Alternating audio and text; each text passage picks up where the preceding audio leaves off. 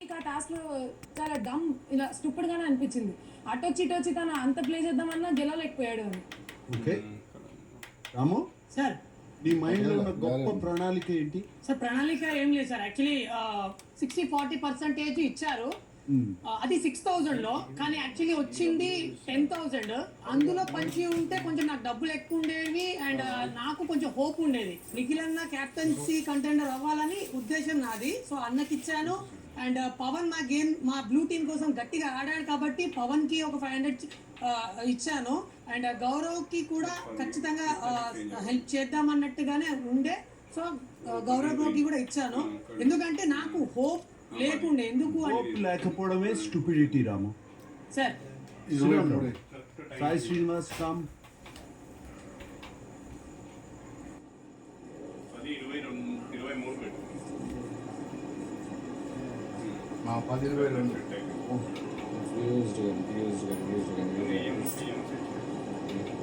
Confuse sir. దివ్యాకి నాకు ఎటువంటి ఇది లేదు సార్. అంటే ఎటువంటి గొడవలు లేవు సార్. మాకు ముందు నుంచి హౌస్ లోకి వచ్చినప్పటి నుంచి నాకు ఒక మంచి పరిచయం దివ్యానే. తను ఎక్కడో కమ్యూనికేట్ చేసేటప్పుడు కానీ, నేను తనతో మాట్లాడినప్పుడు కానీ, ఏదో తనతో పూర్తిగా మాట్లాడలేదనో లేకపోతే సగం వరకే నేను వింటానని చెప్పి తను పాయింట్అవుట్ చేసి మాట్లాడాను. దివ్య కన్ఫ్యూజ్డ్ ఎందుకు చెప్పాలి? తను మొత్తం కమ్యూనికేషన్ వినకుండానో లేకపోతే తన అజంప్షన్స్ లో ఉండి తన నిర్ణయం తీసుకుని మాట్లాడుతుంది సార్ కొన్నిసార్లు. ఓకే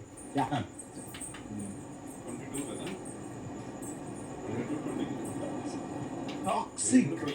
మై గాడ్, టాక్సిక్ అమ్మో అంజనా ఇస్ టాక్సిక్.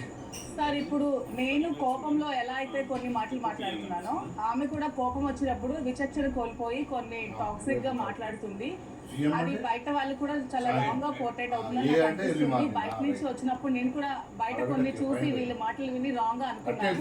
వచ్చిన తర్వాత నాకు తెలిసిన తర్వాత అది రాంగ్ గా నేను ఎగ్జామ్షన్ చేసుకున్నానని తెలుసుకున్నాను. మన కళ్యాణ్ విషయంలో కూడా తను నామినేట్ చేసినప్పుడు తను కోపంలో నిఖిల్ అండ్ తనుజ చాలా క్లోజ్ అవుతున్నారు. ఆ క్లోజ్ అవడం చూసి కళ్యాణ్ అలా ఫీల్ అయ్యి దూరం చేయాలని అలా ట్రై చేస్తున్నాడు. అలాంటి మాటలు చాలా టాక్సిక్ ఉన్నాయి. అవి పబ్లిక్ వెళ్తే బాగోవు. అక్కడ ఇలాంటివి ఏవి జరిగినప్పుడు అవి రాంగ్ కాపరేట్ అవుతాయి సార్. ఓ అమ్మాయి లైఫ్ కూడా అది మనం బ్యాక్ చేసినట్టు అవుతాము. అది నిజమైతే మనం మాట్లాడాలి, నిజం కానప్పుడు మనం మాట్లాడకూడదు. అది తెలుసుకొని మాట్లాడాలి. అది ఆమె చెప్పినా కూడా అర్థం చేసుకోకూడదు.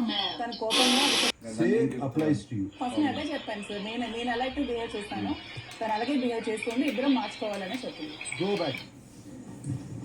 అందరిలో ఎక్కువ బోర్డ్స్ ఎవరికి వచ్చాయి? సంజన, మాధుర్య. నాకు 4 బోర్డ్స్. అత్యంత ఎక్కువ బోర్డ్స్ వచ్చినటువంటి వ్యక్తికి పనిష్మెంట్ ఉంటుంది. బ్రేక్ తర్వాత ఫస్ట్ ఎవరు చిటికలో